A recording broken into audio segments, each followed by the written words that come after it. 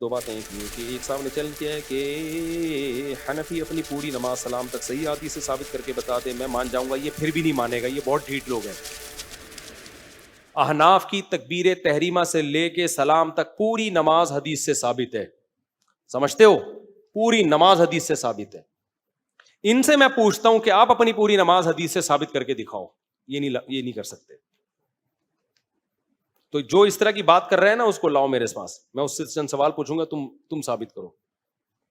دوسری بات یہ کہ حدیث کہتے ہیں کہ نبی صلی اللہ علیہ وسلم کی آخری نماز ویسی ہی تھی جیسے کہ ہم پڑھتے ہیں۔ حنفی جھوٹ بولتے ہیں کہ ترک رفع الیدین ہے، صحابہ کرام میں اکثریت ترک رفع الیدین کرتی تھی۔ یہ اس طرح کے جتنے بھی لوگ ہیں نا، ان کو ڈی موٹیویٹ کیا کرو، ان کا کوئی کام نہیں ہے، ان کا رفع الیدین ٹانگیں چوڑی۔ میں مانتا ہوں سارے اہل حدیث ایسے نہیں ہوتے جیسے جس نے آپ پر یہ اعتراض کیا، لیکن بہت سے اس طرح کے ہوتے ہیں، ان کو ایسی بیماری ہوتی ہے کہ ان کو کوئی غرض ہی نہیں، وہ ووٹ بھی اس بات پہ دیتے ہیں کہ وہ رفع الیدین کر رہا ہے کہ نہیں کر رہا۔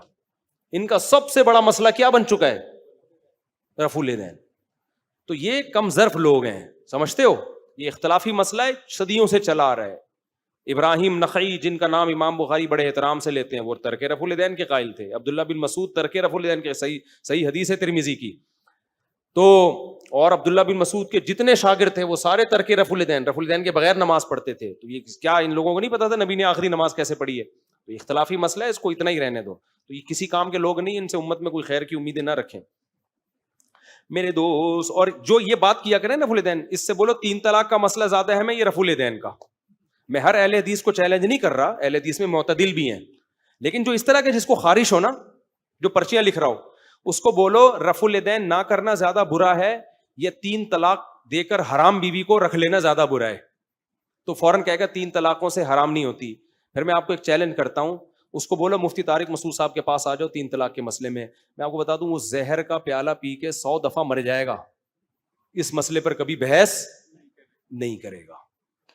یہ اس کی علامت ہے کہ اس کو پتا ہے کہ یہ جو ہم نے بلنڈر کیا ہے نا، کہ طلاقوں کے بعد بیویوں کے جو ہم حلال کرنے کا فتویٰ دے دیتے ہیں، تو اس میں ہم سے بہت بڑا بلنڈر ہوا ہے۔ تبھی وہ اس موضوع پر زہر، جیسے مرزا غلام احمد قادیانی کو جو فالو کرتے ہیں، وہ اس پہ آپ سے مناظرہ کریں گے کہ نبی صلی اللہ علیہ وسلم آخری نبی تھے یا نہیں تھے، اس میں الجھائیں گے، آپ کو کوشش کریں گے الجھانے کی۔ لیکن آپ اس سے اگر یہ بحث کرو کہ شرافت نبوت سے پہلے کا مقام ہے، پہلے کسی آدمی کا شریف ہونا ثابت ہوتا ہے، پھر آگے نبوت پہ بات ہوتی ہے۔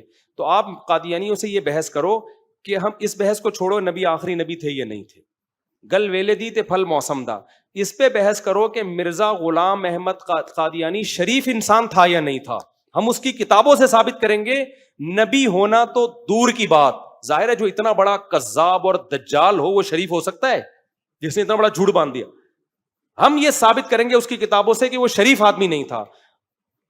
ہمارے استاذ کہا کرتے تھے، بڑے مناظر تھے، وہ کہتے قادیانی زہر کا پیالہ پی لے گا، اس ٹاپک پر بات کرنے کے لیے آمادہ نہیں ہو۔ تو اسی طرح جو اس طرح کے اہل حدیث ہیں نا، جو رفع الیدین اور یہ مسئلوں میں نا بہت زیادہ غلو کرتے ہیں، آپ ان سے بولو رفع الیدین سے زیادہ اہم کیا ہے؟ 3 طلاق۔ تو آؤ مفتی طارق مسعود کہہ رہے 3 طلاق کے مسئلے پر بات کرو، تو تم 3 طلاق میں اگر صحیح ثابت ہو گئے نا، تو میں حنفی فقہ ویسے ہی پورا چھوڑ دوں گا۔ میں بولوں گا جب انہوں نے حنفیوں نے 3 طلاق کے مسئلے میں اتنی بڑی غلطی کی ہے، تو رفع الیدین میں تو اس سے بڑی غلطی ہو سکتی ہے، تو میں فقہ حنفی ہی چھوڑ دوں گا میں، ٹھیک ہے نا؟ میں رفع الیدین بھی کروں گا، میں زور سے آمین بھی، میں اہل حدیث ہو جاؤں گا۔ تو آپ کو بتا دوں، پھر میں بتا دوں، میں اس طرح کی بحث میں ہر اہل حدیث کو نہیں ملامت کرنا چاہتا، لیکن جو اہل حدیث اس طرح کی حرکتیں کرتے ہیں، جا کے حنفیوں کو چھیڑتے ہیں، تم رفع الیدین نہیں کرتے، تم یہ نہیں کرتے، تو ہر چیز کا جواب دلیل سے نہیں دیا جاتا۔ جو فتنہ پرست لوگ ہوتے ہیں نا، ان کو انہی اسٹائل میں جواب دیا جاتا ہے۔ دلائل سے جواب تو رفع الیدین کے کئی دفعہ ہو چکے ہیں، ہمارے بیانات میں بھی آ چکے ہیں، کتابیں بھی لکھی ہوئی ہیں، اور ہم مانتے ہیں اختلافی مسئلہ ہے، دلائل دونوں طرف ہیں، اور ہمیں کانفیڈنٹلی احناف کے دلائل زیادہ مضبوط لگتے ہیں اس میں۔ تو لیکن آپ کو نہیں لگتے تو کوئی ایسی بات نہیں ہے، اختلافی مسئلہ ہے۔ 3 طلاق کا مسئلہ اختلافی نہیں ہے، آپ نے بنایا ہوا ہے، اجماعی مسئلہ ہے وہ۔ تو آپ آؤ اس پہ بحث کرو۔ 3 طلاقیں ایک ہوتی ہیں کہ 3 قرآن و سنت کی روشنی میں، تو میں آپ کو لکھ کے دے دوں، وہ زہر کا پیالہ پی لے گا، وہ اس مسئلے پر بحث نہیں کرے گا۔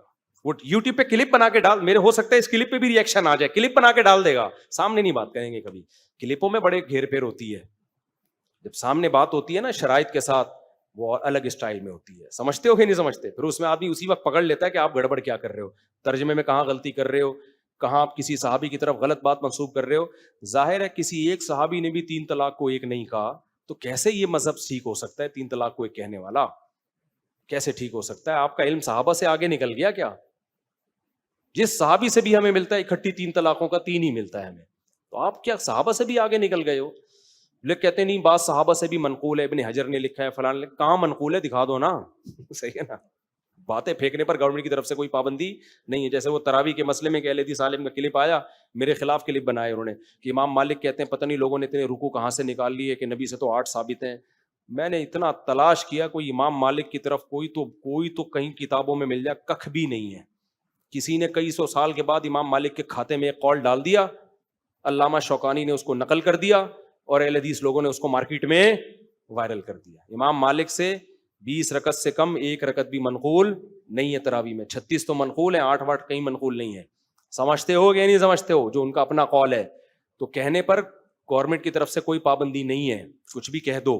جب آدمی حقائق کی دنیا میں جاتا ہے تو پتہ چلتا ہے کہ اگر امام مالک نے 8 رکعتوں کا قول کیا ہوتا تو مالکی 8 رکعت کو لیتے نا, وہ کیوں 36 اور 20 رکعتوں کو لے رہے ہیں؟